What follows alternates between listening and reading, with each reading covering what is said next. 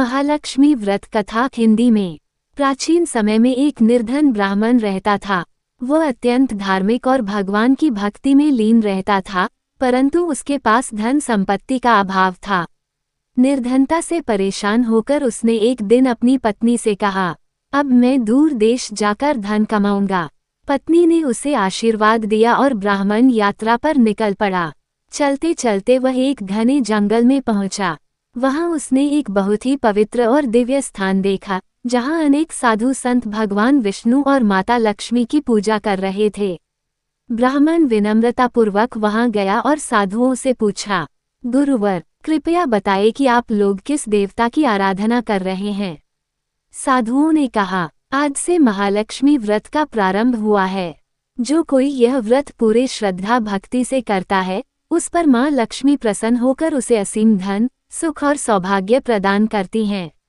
ब्राह्मण ने उनसे व्रत की विधि और कथा विस्तार से जानी और वहीं रहकर 16 दिन तक श्रद्धापूर्वक महालक्ष्मी व्रत किया। व्रत पूर्ण होने पर रात्रि में माता महालक्ष्मी स्वयं उसके स्वप्न में प्रकट हुई और बोली, वत्स, मैं तेरी भक्ति से प्रसन्न हूँ।